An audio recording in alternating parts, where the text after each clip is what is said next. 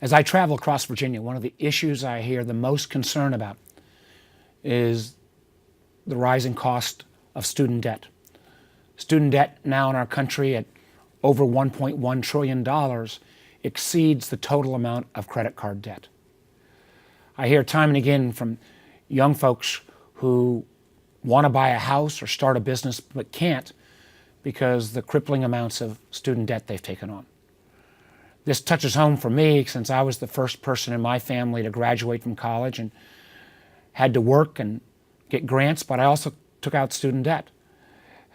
When I went out into business and my first two businesses failed, I was lucky enough to be successful on my third business, but I only had $15,000 of student debt as I became a business person.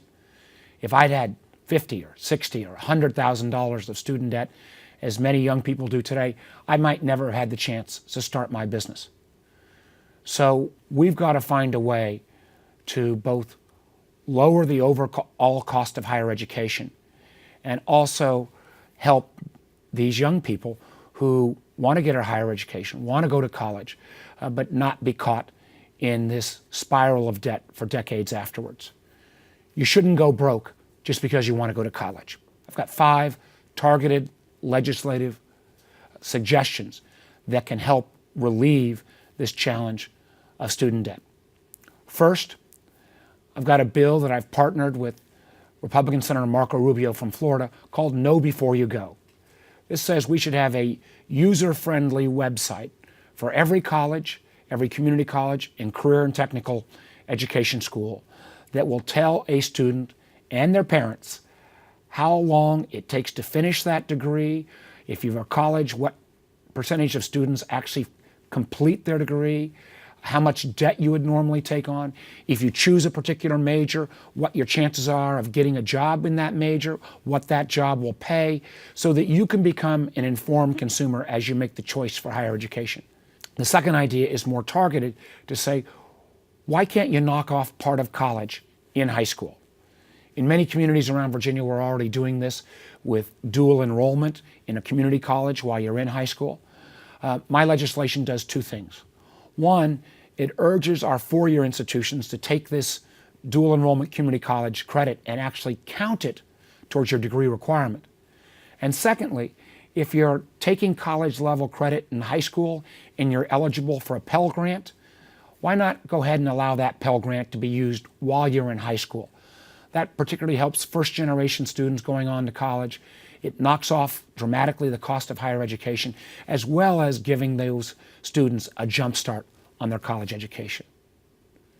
Third issue we're looking at is how do we make sure that we help students who already have student debt refinance their student debt at a lower price.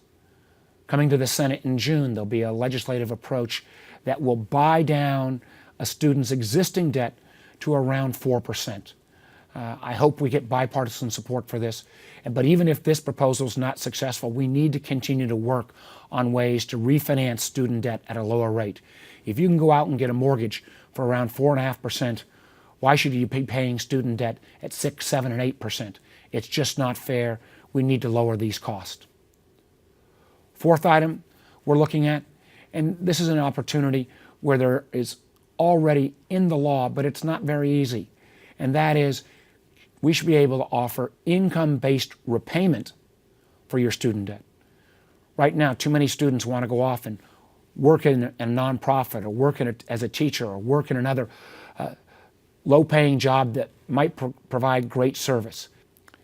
Finally, we're looking as well at something that could be very innovative that says we should allow companies to take up to $5,000 of a individual's compensation and allow them to pay that compensation directly to pay down the student debt. Doesn't cost the company any more, but it would allow the student or the young worker who has this debt to actually have the debt paid down with pre-tax dollars rather than receiving pay, having their tax dollars taken out, and then making the payment.